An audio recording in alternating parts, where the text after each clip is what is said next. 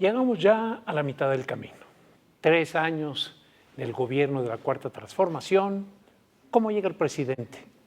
¿Fuerte? ¿Débil? Las imágenes que vimos en el Zócalo, un Zócalo repleto, ¿reflejan en realidad la situación del país?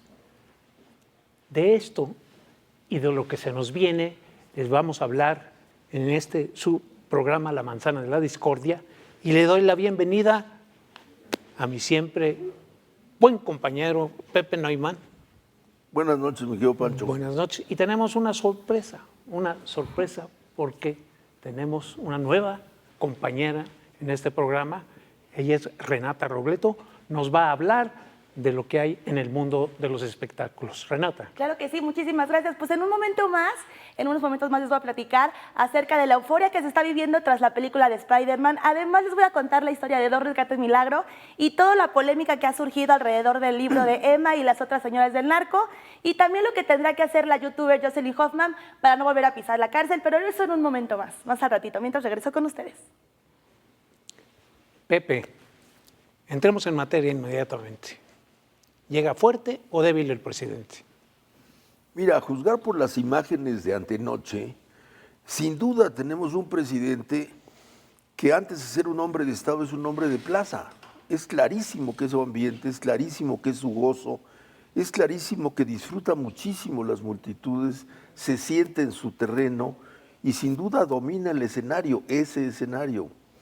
Si juzgáramos por lo que vimos, estaríamos ante un trienio, ante un término, ante un punto intermedio, que como tú dices, el estar repleto reflejaría un gran avance, reflejaría un gran contento, reflejaría realmente un régimen exitoso al llegar a su mitad. Sin embargo, yo quiero hacer una reflexión amparado en un dicho muy mexicano, que es ¿qué tanto es tantito? Finalmente la vida es un asunto de cálculo. ¿Qué tanto decimos, qué tanto perdonamos, qué tanto aguantamos, qué tanto apostamos? Cuando el cálculo nos falla, o nos quedamos cortos o nos vamos de largo. Si nos vamos de largo, utilizamos la expresión nos pasamos. Y el que se pasa, se quema, ¿no? Yo creo que si hacemos la pregunta, no lo que vimos, sino qué tanto el presidente está calculando bien, yo diría que su cálculo está fallando. Y yo diría que se ha pasado en 3 cosas. Toda figura política, sin duda, adocena su discurso en favor de mantener su clientela. Es lógico, es razonable. En ese sentido, ajusta su discurso para mantener las expectativas. Sin embargo, yo pienso que en nuestro presidente hay 3 puntos en donde el cálculo, para mi gusto, no se ha pasado. Uno, se ha pasado en polarizar, ha dividido al país entre los buenos y los malos, él encabeza a los buenos, y del lado de los malos pues somos muchísimos, ¿no? Yo creo que ahí se ha pasado. Se ha pasado en distorsionar la realidad, en ajustar el discurso de tal manera que él sostenga la idea de que vamos muy bien. Para ello ha ocultado, ha distorsionado, ha negado. Y 3, se ha pasado en que ante la adversidad él crece la apuesta. Lejos de rectificar en lo que va pareciendo obvio, sube la apuesta. Apuesto que voy bien. En ese sentido, yo creo que lo que vimos antier es el testimonio de esa apuesta, ¿no? Tengo el Zócalo lleno, vamos muy bien y la realidad me va a dar la razón. La pregunta es, ¿qué va a pasar? ¿Qué va a pasar? Si tú analizas el discurso, esa intervención fueron 84 minutos, sí. Con todo este formato del informe que le dio, con la multitud en el Zócalo, pues es evidente que el presidente va a seguir con la polarización. Es una apuesta que le ha redituado popularidad, a juzgar por las encuestas, no por las elecciones. Porque si nos vamos a las elecciones del pasado mes de junio, sí. Ahí hay un espejismo. Como Morena ganó 11 de las 15 gobernaturas, pues parece que arrasó en las elecciones. Pero si tomamos en cuenta que esta alianza Va por México ganó en las principales ciudades, hay más población, más votos, hubo más votos en total en las 15 elecciones que hubo ahí por la oposición, 2 millones de votos más por esta alianza opositora que por Morena y sus aliados.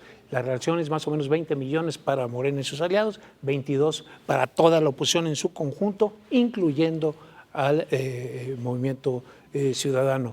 La Ciudad de México, que era el bastión, la cuna del movimiento de regeneración nacional, se perdió.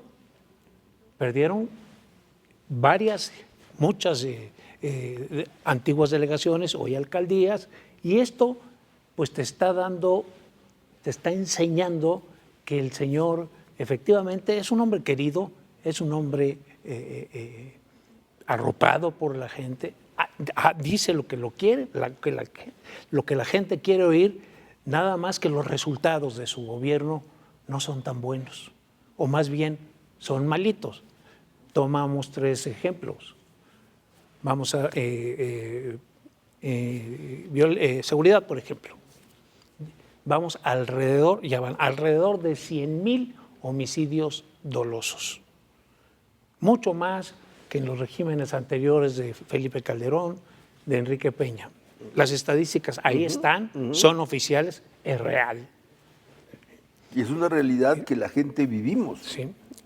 ¿Cuál es el eje del discurso de Andrés Manuel López Obrador? Primero los pobres. ¿Qué dice el Coneval? Hay 3.8 más millones de pobres más solo en el 2020, que fue la última medición que hicieron, en relación al 2018. Fracaso. Salud. Somos el 4º lugar mundial en muertes totales por el COVID. La transición del INSABI, del Seguro Popular, al INSABI, fue un fracaso. Hoy vemos también la escasez de medicinas.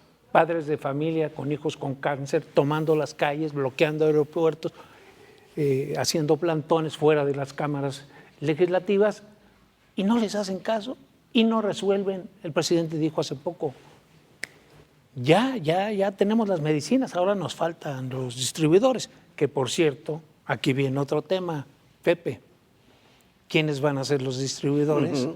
Los militares.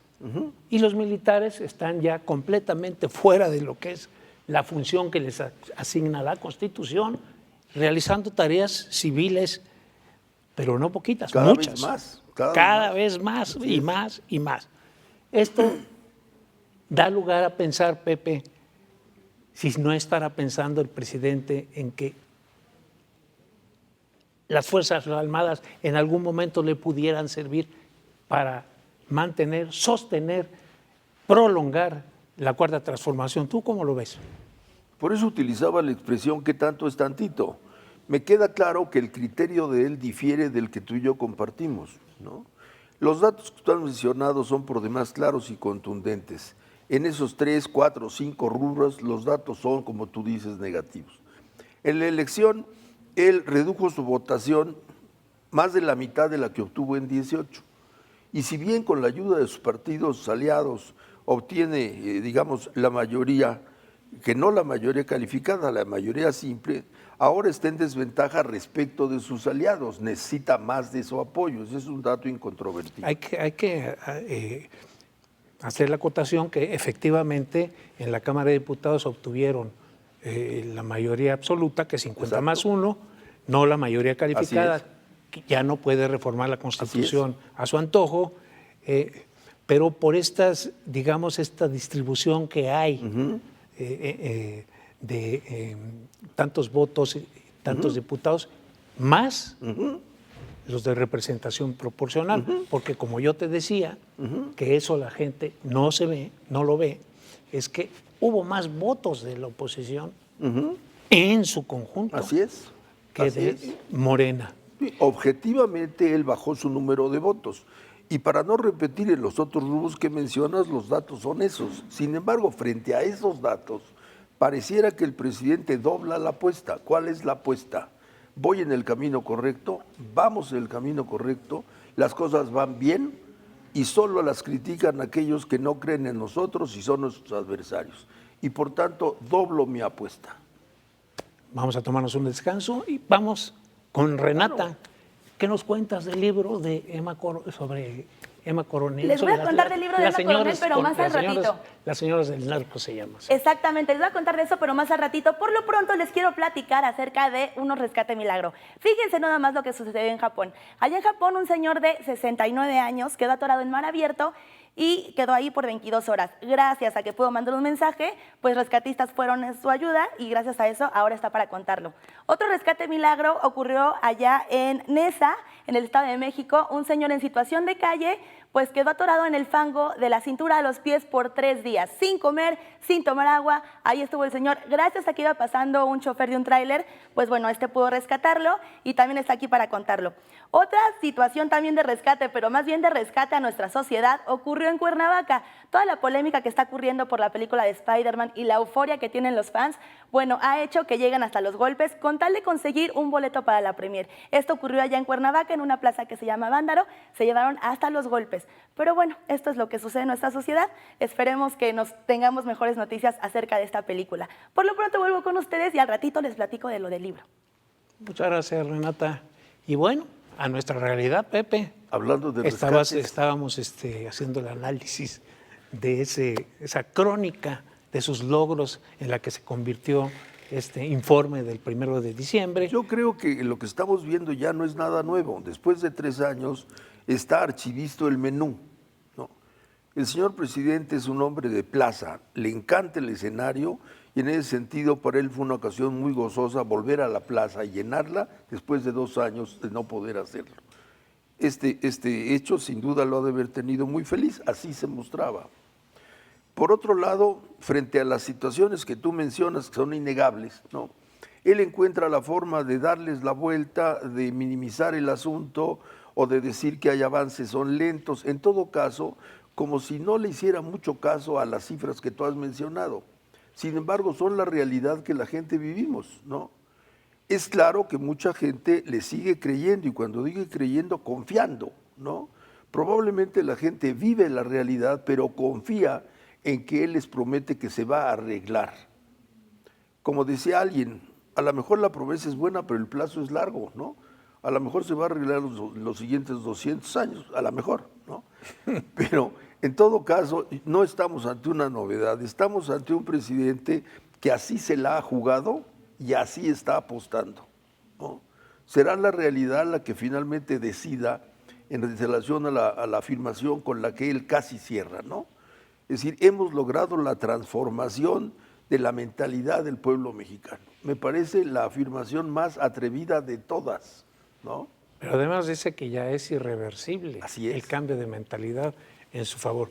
Hay otro tema, Pepe, relacionado con este aniversario. 250,000 personas reunidas en el Zócalo en tiempos de pandemia. Te pregunto, a mí en lo personal me parece irresponsable. El presidente se hubiera visto mucho mejor si cancela ese acto. Por los riesgos que implica, los riesgos sanitarios que hay, y luego la aparición de este nuevo bicho o esta variante Omicron, que parece que ya tenemos el primer caso confirmado, lo dijo el presidente este viernes en la mañana. ¿A ti qué te produjo este hecho? Que se haga una concentración de ese tamaño en tiempos de pandemia. Pues una vez más, estamos ante una persona que apuesta fuerte. Él desde el principio tendió a minimizar el COVID, desde un principio, ¿no? En su dicho, el COVID no era nada de temer, era una enfermedad que no iba a causar los estragos que ha causado, no había por qué alarmarse, no había por qué guardarse, no había por qué dejar de abrazarse desde el principio.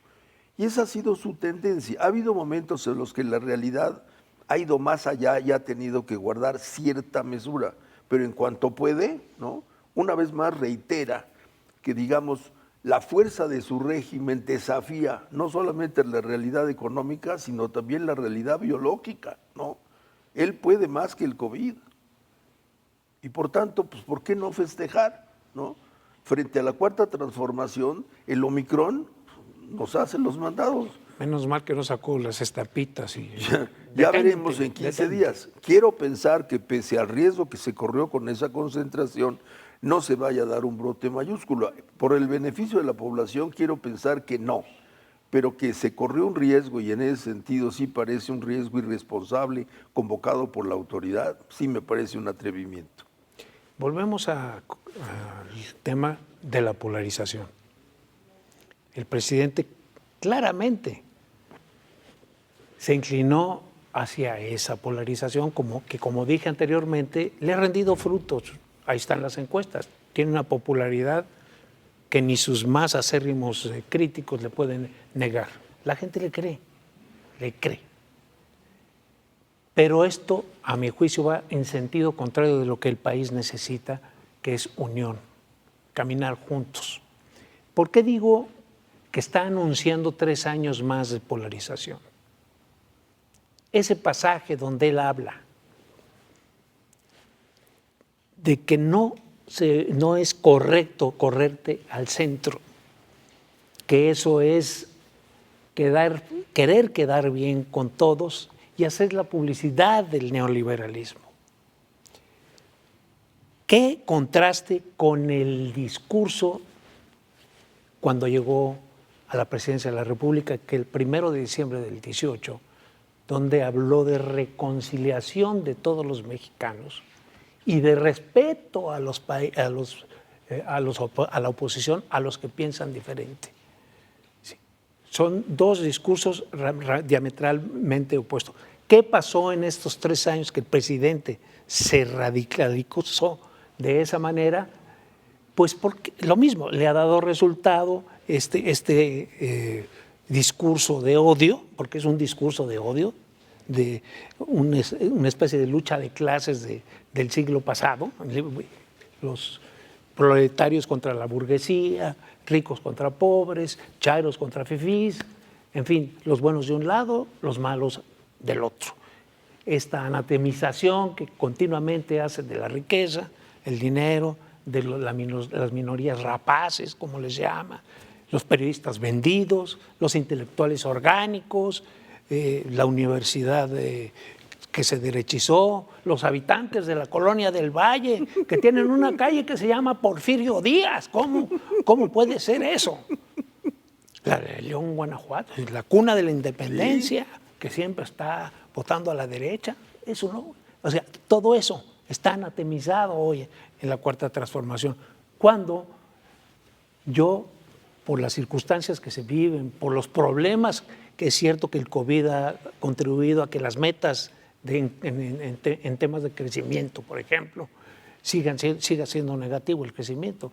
En el 2009, sin COVID, decreció la economía 0.1%. En 2020, con el COVID, se fue para abajo 8.2%. Este año empezaba la recuperación y con este nuevo Omicron, este nuevo visitante de la Tierra que se llama Omicron, pues otra vez el temor y otra vez la limitación en el crecimiento, y de una expectativa de crecer por arriba del 6%, hoy se habla de solo 5%.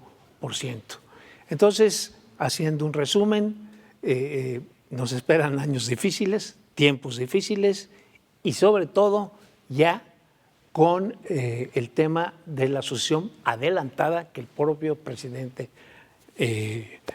propició desde la mañanera. Entonces, ¿tu conclusión cuál sería?